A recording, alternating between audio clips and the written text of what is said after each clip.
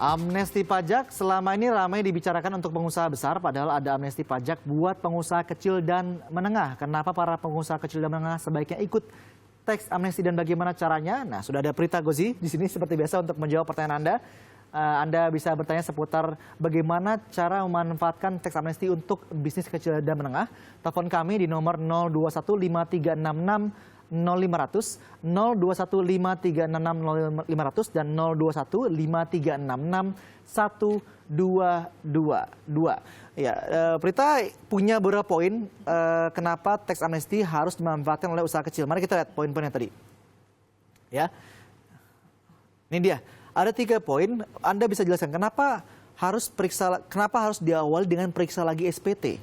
Ya, karena gini, sederhananya adalah kalau misalnya kita sudah berapa tahun tidak pernah melaporkan pajak, jadi walaupun bayar tapi tidak dilaporkan, itu juga sebetulnya ada kesalahan di situ.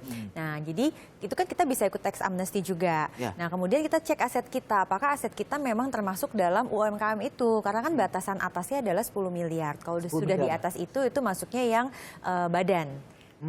Jadi bukan UMKM. Aset ini bisa menghitungnya sampai seberapa sih? Apakah aset yang hanya terlihat di fisik, misalnya ada modal di rekening bank, itu seberapa batasannya? Oke, jadi aset itu ada istilahnya tuh harta, ya, harta bersih. Harta bersih itu terdiri dari aset. Aset itu bisa didapatkan dari pinjaman dan juga dari modal. Artinya kalau bisnis ini tidak ada pinjaman, maka aset sama dengan modal.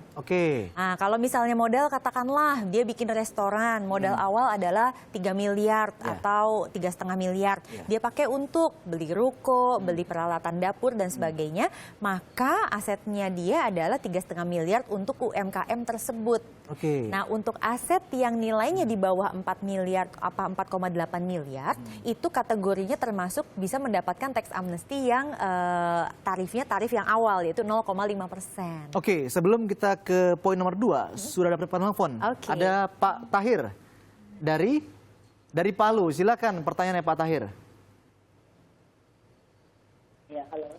Ya, selamat siang. Ya, bisa dikeraskan suaranya? Iya, selamat siang. Iya, selamat siang. Selamat siang. Iya. Boleh Pak pertanyaannya? Baik, silakan langsung pertanyaannya Pak Tahir. Bapak punya usaha? Oke, baik, terputus, kita akan nanti kami tunggu telepon balik ya Pak Tahir ya. Baik, kita masuk ke poin kedua dulu. Kenapa bisnis untuk ikut tax amnesty dia perlu berkonsultasi dan melaporkan? Ini maksudnya bagaimana? Sederhananya gini, seorang pemilik bisnis belum tentu dia jago pajak, dia ngerti pajak. Pajak itu aturannya banyak, ada undang-undang, lalu ditambah lagi nanti peraturan dan sebagainya. Jadi alangkah baiknya kalau setiap UKM itu akan punya pasangan, yaitu konsultan pajak. Nah, konsultan pajak harus yang dari awal menangani, nggak boleh ganti-ganti sebaiknya? Ya, sebenarnya itu tergantung ya, namanya istilah punya partner itu kan chemistry gitu. Jadi cocok atau tidak, kemudian konsultannya bagus apa tidak. Nah, tapi saya sarankan selalu untuk setiap UKM itu memiliki konsultan pajak, sehingga dia akan bisa mengassist kita. Jadi pada saat kita melakukan pelaporan dan sebagainya, itu juga tepat gitu, sesuai dengan aturan yang berlaku. Mahalkah punya konsultan pajak? Mungkin bayangan orang, oh saya punya usaha, saya harus sewa konsultan untuk melihat pajaknya. Sepertinya cost lagi. Mahalkah sebenarnya? Oke, ini sekarang saya bicara pengalaman pribadi karena saya sendiri adalah pelaku UKM gitu ya. Jadi awalnya kalau Anda masih punya usaha yang nilainya mungkin masih di bawah 4 miliar, kemudian usaha Anda belum berjalan 1 tahun, maka konsultan pajak mungkin cukup Anda hire 1 tahun sekali, hanya untuk melihat keseluruhan selama 12 bulan. Oh, sebelum melaporkan SPT? Ya, betul sekali gitu. Jadi dia akan ngecek kalau misalnya ada yang terutang dan sebagainya. Nah, sekarang kan mumpung momennya tax amnesty, jangan-jangan kemarin-kemarin kita harusnya bayar PPN, kita nggak bayar. Kayak begitu-begitu. Nah, itu dengan adanya konsultan, dia akan bantu kita untuk ngecek itu semua. Nah, kalau sudah berjalan usahanya, katakanlah 2 tahun atau ke atas, maka memang konsultan itu akan bergerak lebih banyak lagi. Jadi dia nanti akan bantu kita setiap bulannya. Karena sederhananya gini sih Mas Bima, kalau kita masih UMKM, untuk memiliki seorang karyawan khusus untuk ngurus pajak, mungkin kurang efisien. Gitu. Jadi itu kenapa nomor 2 itu Anda konsultasi saja. Dan memang soal teks amnesti, soal pajak, apalagi soal teks amnesti ini banyak yang belum paham. Kami juga tadi mencoba mencari tahu suara-suara dari netizen. Kami punya polling tadi, polling kecil-kecilan di Twitter. Kami bertanya apakah Anda tahu bagaimana cara memanfaatkan tax amnesty untuk usaha kecil dan menengah? Mari kita lihat datanya. Ini adalah hasil polling kami yang kami adakan sekitar 2 jam tadi. Ya, dari 206 responden, yang tidak tahu 85%. Ya. Yang tahu cuma 15%. Sebenarnya wajar sih ya, karena memang selama ini juga tax amnesty lebih banyak digaungkan untuk pengusaha yang besar. Ya, atau misalnya orang yang punya aset di luar negeri, kira-kira gitu. Padahal sebetulnya yang bisa ikut tax amnesty itu adalah seluruh wajib pajak, di mana pelaku UKM itu termasuk dalam wajib pajak. Baik, kita ada penelpon, ada Irma dari Bekasi. Selamat siang Ibu Irma, silakan pertanyaannya. Halo, siang. Ya, Iya, Mbak, Mas, aku kan ada usaha nih. punya usaha apa, Bu? Usahanya di bidang makanan. Oke. Ya, Heeh. Terus kita kan berbadan PT sih.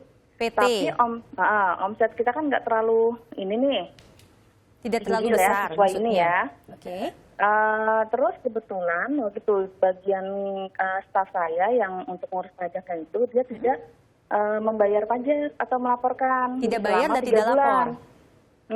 Oke. Makanya aku mau menanyakan, kebetulan kan aku baru mau urusin juga. Mm-mm. Apakah itu bisa menyusul atau gimana ya? Oke. Mm-mm. Baik. Saya mengerti pertanyaannya. Oke, terima kasih. Ya. Oke, jadi gini. Kalau kita selama durasi usaha kita belum pernah membayar ataupun melaporkan, maka ini momen yang tepat. Nah, ini hanya bisa untuk penghasilan tahun 2015 dan ke bawah. Karena kan 2016 belum tutup tahun fiskal ya Mas Bima. Jadi 2016 ini nanti ke depannya ya beda. Ini yang 2015 ke belakang memang UMKM ini harus punya pembukuan yang bagus. Karena tanpa adanya pembukuan kita tidak tahu seharusnya pajak terutangnya itu berapa. Oke. Ya, nah kalau PT itu sebenarnya agak sedikit lebih mudah dibandingkan kalau mereka yang pakainya norma perhitungan, terus terang aja. Norma perhitungan itu biasanya berlaku untuk mereka yang punya usahanya itu usaha pribadi atas nama pribadi. Nah, kalau pakai PT itu gampang sebetulnya. Nah, kita tinggal lihat oke aset kita berapa, nanti masuknya ini kategorinya yang kena tarif 0,5% atau yang 2%. Nah, itu nanti semuanya tuh akan hilang tuh, terutang dari segi pajak penghasilan, PPN maupun kalau ada PPNBM. Nah, saya tambahin dikit aja ya Mas Bima. Jadi kalau PPH itu hanya terutang kalau kita usahanya tuh ada laba. Oke. Omset boleh Laba, banyak, kalau rugi ya nggak bayar pajak. Oke. Ada penelpon berikutnya, ada dari Sidoarjo, ada Ibu Sita. Selamat siang Ibu Sita. Siang, Cinta. Vita. Iya, Oke. baik. Mau nanya gini, ibu saya kan usaha catering. Ya. Itu kalau ada pesanan aja, ya kan, nggak tiap hari maksudnya. Terus Oke. karena berhubung ada kantor mau pesan, kita disuruh bikin apa? PT. Kayak NPWP gitu loh. Oke. Ya, terus kita udah ngurus. Nah, berhubung kan kita tidak tiap hari ada. Tapi ini kan pajaknya terus datang. Apakah kita bisa ikut tax amnesty gitu? Ya. Ya, baik Ibu, udah, kami kita memahami terima kasih. pertanyaannya, terima kasih. Iya. Ya, jawabannya adalah bisa. Karena usaha catering itu adalah salah satu usaha yang invoice-nya itu harusnya kena PPN. Nah, ini bahasanya nggak bayar pajak nih mana nih? Apa tidak pungut PPN atau tidak pungut pajak penghasilan gitu kan? Karena kalau pajak penghasilan itu tergantung dia laba atau tidak di tahun fiskal tersebut. Tapi PPH itu kan nanti tiap bulannya ada namanya masa. Jadi SPT masa itu yang tiap bulan harus kita bayarkan. Nah, itu kan sebetulnya pada saat bulan di mana dia ada invoice, ada pemasukan, itu harus dihitung gitu loh. Nah, kalau PPN itu laba atau tidak, laba maupun rugi, PPN itu tetap ada karena PPN itu adalah pertambahan nilai. Baik, mungkin kita bisa lihat lagi grafik yang tadi yang pertama di mana ada 3 poin yang harus diperhatikan oleh bisnis dalam mengikuti tax amnesty. Ada penelpon. Oke. Ada penelpon, ada Pak Mustafa di Pekalongan. Selamat siang Pak Mustafa di Pekalongan. Selamat siang. Selamat siang, Pak. Kami punya usaha kecil-kecilan retail. Bisa batik ya Pak? Terus asetnya tidak sebesar yang standar UKM nasional itu paling hanya berapa gitu. Terus apa itu masuk dalam kategori tax amnesty atau tidak perlu, Mbak? Oke, berarti sebetulnya kita harus memahami dulu apakah usaha kita... Bagaimana? Apakah perlu... Bapak, mohon maaf, asetnya nilainya berapa Pak? Apakah di bawah 1 miliar, di bawah 500 juta? Ya, habis di sini. Asetnya di bawah 1M. Di bawah 1M. Oke, tapi Bapak ada omset? Omset? Ada ya omset sekitar 1 bulan di bawah 75. Oke, baik Bapak, terima kasih. Ya. Terima kasih. Jadi nanti pertanyaannya adalah begini, usaha ini badannya apa? Apakah PT, apakah CV, atau apa gitu ya. Nah, usaha apapun itu sebetulnya pada saat dia berusaha memenuhi ketentuan tertentu, nanti bisa dikonsultasikan kepada konsultan pajak, itu harus membayarkan yang namanya PPN tadi. Nah, meskipun usaha kecil menengah memang saat ini belum ada yang bebas pajak sebetulnya Mas Bima gitu. Jadi kalau misalnya selama ini belum pernah membayarkan pajak ataupun melaporkan, maka ada baiknya tax amnesty ini dimanfaatkan gitu. Baik. Sebelumnya kita tadi terpotong untuk membahas yang nomor 3, sumber dana. Nah, ini setelah dilihat semuanya sumber dananya, ini bagaimana? Karena gini, yang namanya aset itu bentuknya belum tentu nilai tunai, kas tunai. Bisa jadi asetnya itu bentuknya komputer atau alat berat dan sebagainya. Pada saat dia mau ikut tax amnesty, maka kan harus membayar uang tebusan. Sekarang orang udah mau datang, orang sudah mau melaporkan, mau bayar, uangnya nggak ada. Gitu, karena arus kasnya tidak ada. Nah, dari mana sumber dananya? Satu, kalau memang ada aset yang memang bisa dijual, memang aset tersebut harus dilikuidasi. Aset tersebut harus dilikuidasi sehingga kita bisa membayarkan tax amnesty. Kalau misalnya kita setiap bulan mendapatkan omset, jadi pembayarannya tunai, maka kita bisa melakukan reserve, jadi pencadangan terhadap kas tersebut.